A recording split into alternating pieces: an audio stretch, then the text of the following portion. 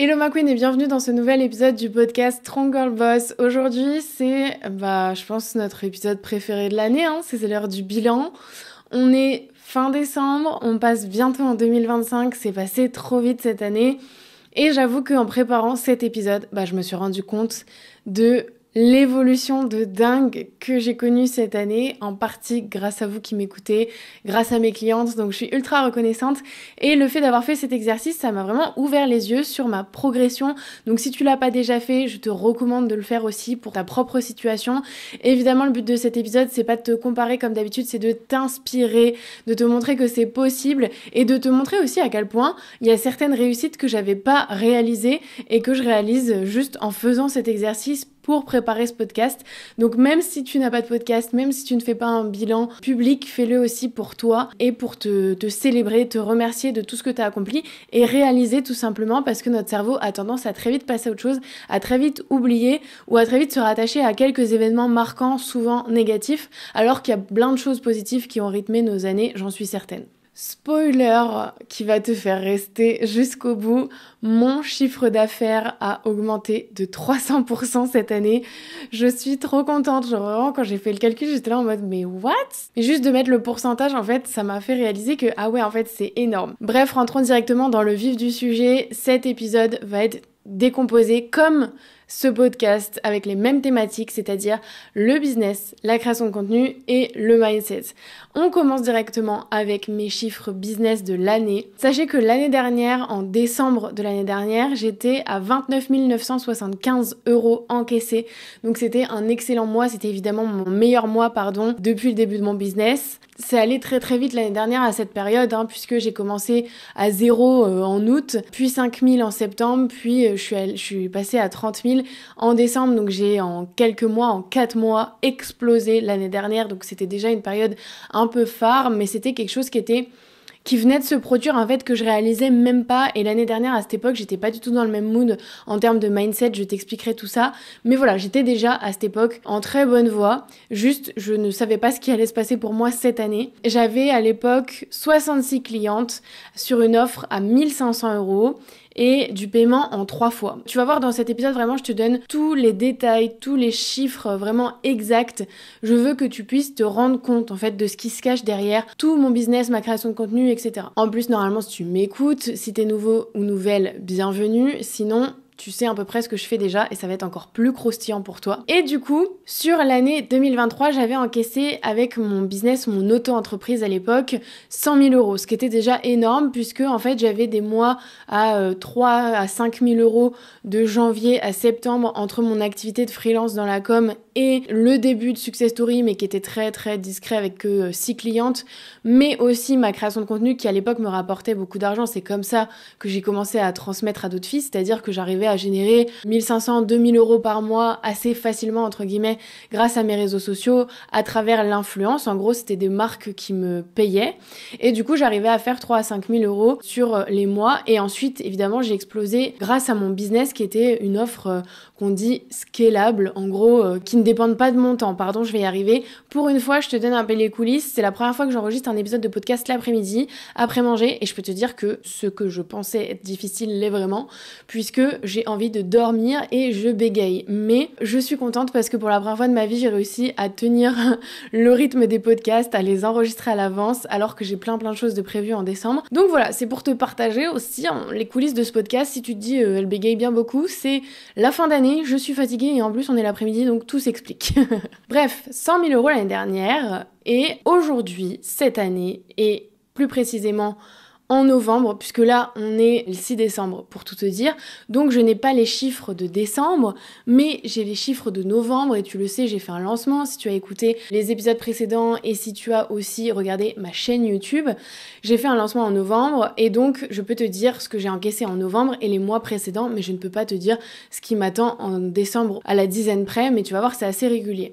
En novembre j'ai encaissé 33 000 € sur mon business, en octobre 31 500, en septembre 54 913 €, €, en août 27 000 €, en juillet 42 293 € et en juin 50 366 €. Je ne te fais pas le avant parce que j'avais encore une entreprise individuelle, et ma société Mathilde Wood n'existe officiellement que depuis juin. Donc là, j'ai pas été recherchée dans les archives, mais je te donne déjà de juin à novembre. Donc c'est assez représentatif du fait que j'ai réussi à stabiliser tout simplement un chiffre d'affaires de manière régulière sans avoir de lancement chaque mois. Ça, c'est super important. Quand je te donnais les chiffres de mon année dernière, c'est-à-dire 30 000 € en décembre, c'était parce que je faisais un lancement par mois, septembre, octobre, novembre, décembre, j'ai fait 4 lancements. Donc forcément, les paiements en plusieurs fois se sont accumulés et j'avais réussi à encaisser 30 000 € en décembre. Mais c'était un peu l'apogée du truc puisque je faisais du paiement en 3 fois. En gros, si tu comprends bien, c'est que quand tu arrives aux 3 mois et que tu fais un lancement par mois, t'as tout qui s'accumule. Tes clients du premier, deuxième et troisième mois, tu encaisses tout le même mois. Est-ce que c'est clair? Je ne sais pas. Mais en tout cas, ça explique, selon moi, le fait que mon chiffre d'affaires, entre guillemets, n'est pas augmenté en termes de encaissé par mois, mais la régularité, si. C'est-à-dire que, par exemple, en août, j'ai encaissé 27 000 € alors que j'étais off tout le mois d'août et que je n'ai pas travaillé. En juillet, j'ai encaissé 42 000 € alors que je n'ai pas fait de lancement. Tout venait de mon lancement de juin où j'avais fait, si tu l'as suivi, attention, qui va le dire avant moi, 117 430 €. Vraiment, ce chiffre, je m'en souviendrai toute ma vie, je pense. Donc ça s'étale en fait sur les mois. Ce qui explique pourquoi tu peux te dire, mais comment ça se fait en novembre, elle a encaissé entre guillemets que 33 000 € alors qu'elle fait des lancements à 100 000 €. Ils sont étalés sur plusieurs mois. Mais du coup, je suis ultra fière parce que j'ai réussi à stabiliser un chiffre d'affaires même quand je travaille pas, même quand j'ai des équipes qui sont pas là, même quand j'ai pas de lancement qui se passe. Mon business est pour l'instant stabilisé à ce chiffre d'affaires-là. Évidemment, le but l'année prochaine, mais ça on en reparlera dans un prochain épisode, ça va être d'augmenter ce truc-là. Mais sachez que c'est pas si facile. C'est pas si facile de stabiliser un business en termes de chiffre d'affaires. Et moi, je préfère ça largement plutôt que de faire des mois où j'encaisse 100 000 balles et des mois où j'encaisse 10 000. Enfin voilà, quand tu commences à avoir un business avec des équipes, avec des prestataires, avec des locaux, etc., tu as des charges fixes. Ça s'appelle des charges fixes en gros. Moi, j'ai pas refait le calcul, mais j'ai commencé cette année à vraiment avoir des charges et à avoir des mois à 10 000 € de charges en milieu d'année. Et là, je pense que je suis à beaucoup plus parce que je suis passée en société, etc. Donc, il faut savoir que j'ai quand même 10-15 000 balles qui sortent chaque mois. Donc, c'est ultra important d'avoir un CA stabilisé qui soit pour moi, en tout cas, après chacun gère sa boîte comme il veut, au moins le double pour être tranquille et me dire que je fais du bénéfice et que si un jour je suis malade, si un jour je veux pas faire de lancement pendant 6 mois, si un jour il m'arrive un truc, je suis enceinte ou quoi que ce soit, j'ai un peu de rab, j'ai de la trésorerie, etc. Pour te parler en termes de trésorerie, je l'avais pas noté, mais je pense que c'est ultra intéressant et j'en avais parlé dans ma story. Pour te dire, sur mon compte l'année dernière, à cette époque, j'avais pour la première fois 10 000 € sur le compte de la société, sachant que il me restait de l'URSSAF à payer. Voilà, c'était pas de la trésorerie, c'était 10 000 € sur le compte, mais qui part, qui rentre. Là, je suis à 80 000 et je pourrais être à 100 000 si là je mettais, mais à la fin d'année, t'as toujours plus de dépenses aussi. Si tu fais des cadeaux à tes clients, si tu fais, voilà, moi j'ai eu pas mal de dépenses sur cette fin d'année qui étaient volontaires. Je pars à Paris, enfin du coup quand tu écouteras, j'y suis déjà allée, au Z Project, au Z Project du coup, à la Creator Week, etc. Ça c'est des frais qui passent sur mon entreprise. Enfin ça fait partie de mon travail d'aller dans ce genre d'événements, c'est des événements professionnels et donc ça fait partir un petit peu de trésor, tu vois ce que je veux dire, mais c'est contrôlé. Pareil, mes séminaires, ça me coûte 10, maintenant je pense que ça me coûtera même 20 000 voire plus euros et ça c'est de l'argent, pas par les fenêtres, mais c'est de l'argent qui est pris dans la trésorerie. Donc ça varie, mais pour te dire, là, sur mon compte de trésorerie, j'ai plus de 80 000 €. Donc ça, c'est pour moi la plus grande victoire. Tu vois, en termes de chiffres, mes 30 000 €, ok, 29 000 en décembre, 33 000 en novembre, un an après... C'est, si tu ne connais pas mon biz, si tu ne connais pas ma stratégie, c'est plutôt pas forcément une évolution.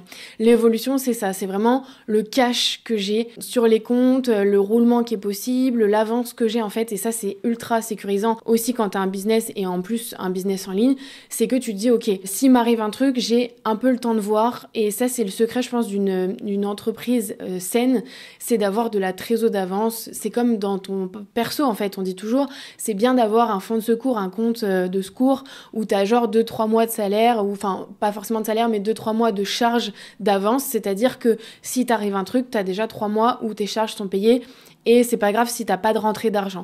Et bah dans le business c'est un peu pareil, même si c'est à des sommes beaucoup plus fortes, hein, on est d'accord. Moi c'est comme ça que je vois les choses, et là évidemment j'ai plus de 3 mois d'avance, donc ça me rassure et ça me met aussi dans une énergie qui est plus saine que quand j'ai commencé, où j'étais comme toi sûrement qui m'écoute, avoir un certain montant qui rentre chaque mois et qui est équivalent à quasiment mon salaire, et du coup il me reste pas grand chose. Bah voilà, j'ai réussi à développer ça et j'en suis très fière. Ça me permet une certaine forme de stabilité et une certaine forme de liberté. Et moi, c'est vraiment ça que je vais rechercher, c'est pas faire des millions et des millions si c'est pour réduire mes marges, ne plus avoir de cash, perdre de l'argent, etc. C'est pas du tout le but. Mon but, c'est vraiment être libre, et c'est pour ça que j'ai créé mon business. Pour le nombre de clientes, du coup, l'année dernière, j'étais à 66 à cette époque, et là, je suis à 300 clientes, donc je suis très très contente. J'ai organisé un événement incroyable qui était le séminaire des 1 an de Success Story, où on a fait une énorme soirée, où on a fait 2 jours de séminaire dans un lieu incroyable, on se serait cru presque à Versailles.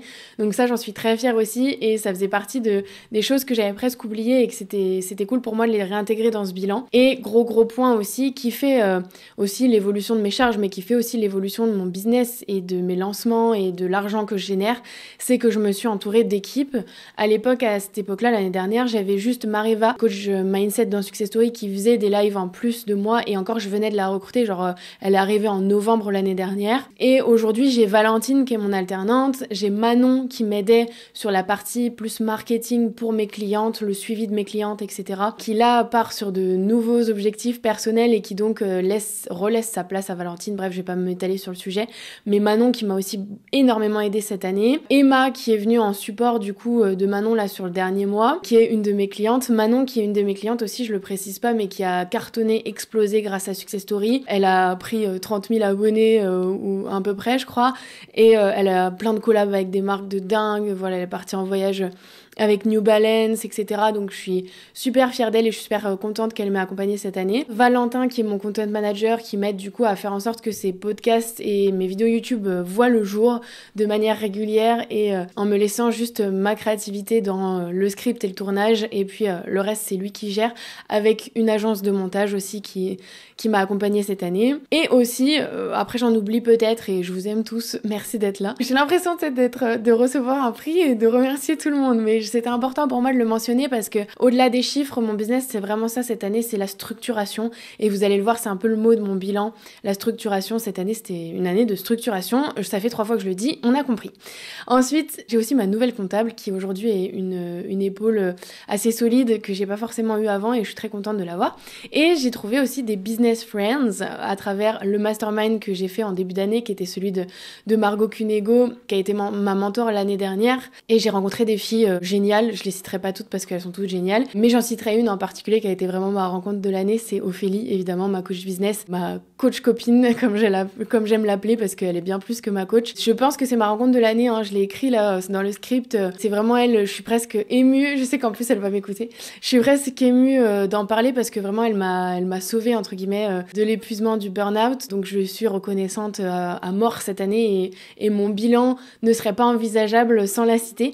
Et puis finalement Mariva, avec qui comme je vous le disais, elle était déjà dans les équipes avant, mais là cette année on a vraiment créé une alchimie énorme, et mes clientes le ressentent aussi, donc j'en suis très fière, on est très complémentaires. C'est vraiment une femme avec qui je sais que je vais évoluer sur les prochaines années dans nos business respectifs. Passons à la création de contenu.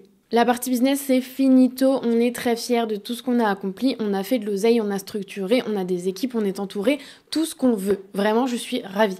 Maintenant, la création de contenu. C'était un petit peu ma bête noire de ce bilan. J'angoissais un petit peu à l'idée de partager mes résultats en création de contenu, parce que je me disais, franchement, cette année, c'était pas ma priorité, et donc j'ai pas eu les résultats escomptés, et donc voilà, passons. Au final, le fait de faire ce bilan, je me suis dit, mais what, en fait, t'as grave progressé. T'as même été, je vous spoile pas, mais bref, j'étais très contente. Commençons par Instagram. Instagram qui est mon canal principal d'acquisition de clientes, qui est mon canal où j'ai le plus d'abonnés, parce que vous allez le voir, j'ai un autre canal avec plus d'abonnés, mais qui est vraiment pour moi le canal le plus rentable, entre guillemets. Enfin, c'est là où je crée le lien avec mes clientes.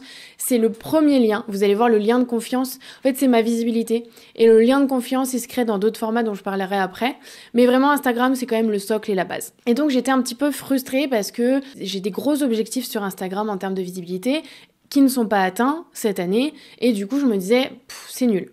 Au final, écoutez bien, parce que j'ai pris mon petit téléphone, j'ai pris mes screens.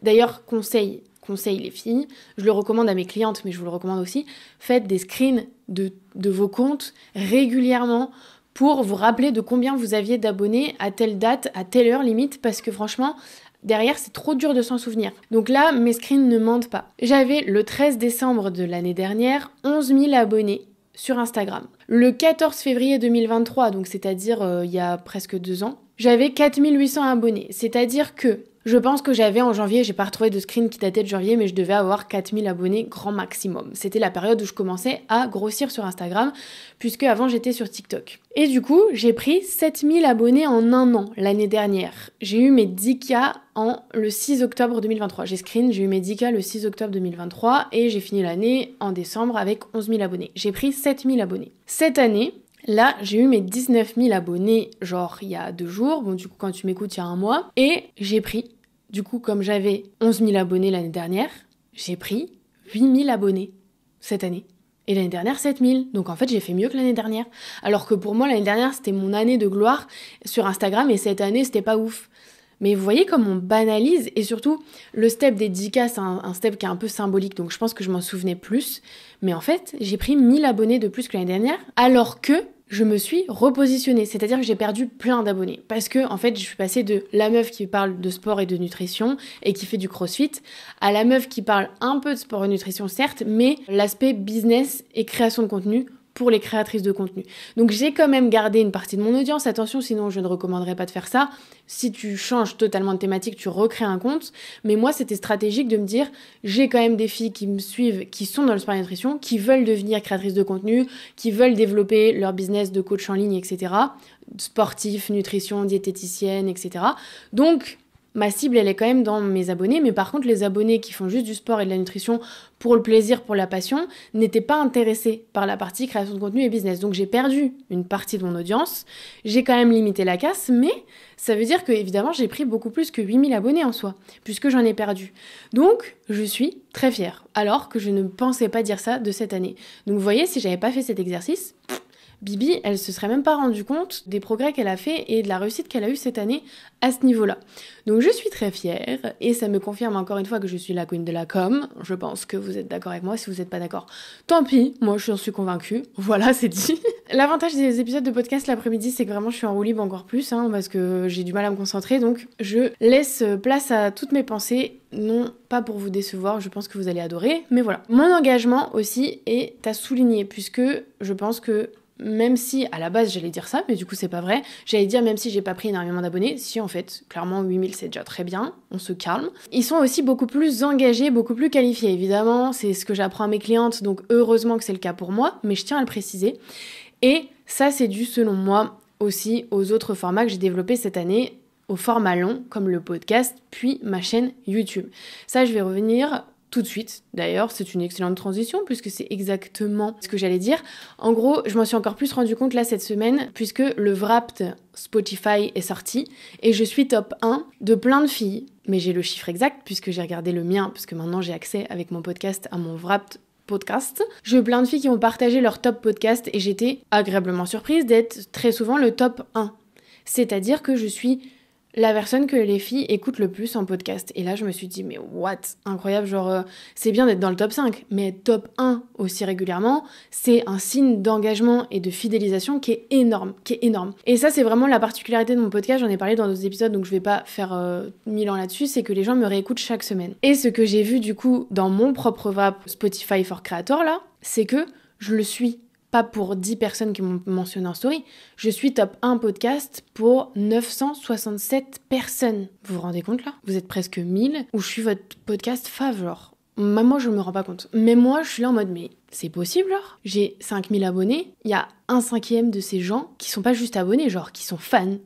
Mais moi aussi, je suis fan de vous. Vraiment, sans vous, je serais pas là. Je suis ravie. Donc, l'engagement, on est pas mal. Pour faire un petit point sur le podcast assez rapide, je l'ai lancé en novembre 2023, c'est-à-dire il y a 1 an et 1 mois. Donc maintenant j'ai du recul pour vous en parler et au début je faisais genre 400 écoutes. Et j'avais, on se rappelle, 11 000 abonnés. Est-ce que tu suis? Si jamais c'est un rappel. Aujourd'hui, Je fais en moyenne 1500 à 2000 écoutes par épisode sur les plateformes d'écoute. J'ai des épisodes à plus de 7000 écoutes. Donc c'est aussi des trucs qui varient, hein. Mais on va dire 1500-2000 et je prends la fourchette basse. Et j'ai de plus en plus de vues sur YouTube. Et ça, je suis choc-barre. Mais 40 minutes, les gens ils m'écoutent sur YouTube. Ça, je suis trop contente, je suis trop fière. Et donc je suis entre 600 et 5000 vues sur YouTube. C'est-à-dire que, globalement, en gros, je suis entre 2000 et 7000 écoutes du podcast. Écoutes, vues, mélangées, t'as compris. C'est énorme, vous vous rendez compte ou pas? Pour une meuf, j'allais dire qu'il y ait personne. Faut pas que je dise ça, parce que ça va impacter la vision que j'ai de moi, mais vous voyez ce que je veux dire. Je suis pas Yomi Denzel, j'ai pas 1 million d'abonnés. Je suis Mathilde Wood, j'ai 20 000 abonnés, je suis très fière de moi, hein, mais je fais 7000 écoutes sur le podcast, ça va pas ou quoi? Je suis trop contente. 130 650 lectures sur les plateformes d'écoute pour Strong Girl Boss et 62 000 vues sur YouTube. Au total, ça fait 190 000. On est bientôt à 200 000 écoutes vues mélangées sur le podcast. On se rend compte ou pas de la dinguerie que c'est là, en un an? Je suis trop contente. Donc là, je suis en mode, mais j'ai fait ce bilan, mais alors imaginez le bilan de l'année prochaine. Genre, moi là, je me vois au musée Grévin, hein, si vous avez la ref. Je me vois au musée Grévin dans 3 mois. J'allais dire dans 3 mois. Dans 3 ans. Vraiment. Genre là, faites cet exercice. Faites cet exercice, il est magique. Je suis trop contente. Et encore une fois, si vous n'avez pas ces résultats, ça ne veut pas dire que vous les aurez pas l'année prochaine. Moi, l'année dernière, j'étais dans la période je construis quelque chose, forcément, j'avais pas autant de résultats. C'était les débuts, je commençais à en avoir, mais j'en avais pas sur tous les plans. Là, j'en ai sur tous les plans parce que ça montre que dans chaque thématique de mon business, de ma vie, de ma création de contenu, de mon mindset, tout ce que j'ai construit petit à petit, brique par brique, année après année, c'est en train de se structurer, de se concrétiser et de se stabiliser. Avant, j'avais des énormes hauts, des énormes bas, etc. Là, c'est en train de devenir régulier et de monter de manière croissante. Et la logique, normalement, sur YouTube et sur les autres plateformes, ou sur le podcast ou n'importe où, c'est qu'au bout d'un moment, la croissance, elle est vraiment exponentielle. Là, elle est assez régulière, ok, et au bout d'un moment, boum. Donc, je me le souhaite, je te le souhaite aussi, et j'ai aucun doute sur le fait que ça va arriver. Concernant YouTube, la chose dont je suis très très fière aussi sur le podcast et qui concrétise selon moi les résultats, c'est ma régularité.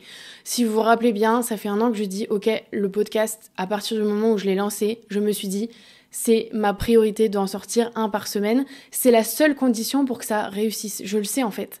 Si moi-même, la queen de la com, je ne me dis pas, je m'oblige en fait à poster 1 fois par semaine alors que je sais que c'est le seul moyen de réussir sur un podcast solo en plus, bah en fait c'est pas possible. Donc vraiment c'était le truc non négociable. Et je me suis dit en fait si tu lances ce projet-là qui peut prendre de l'ampleur et qui peut vraiment te permettre d'atteindre d'autres objectifs que tu as, il faut le faire à fond.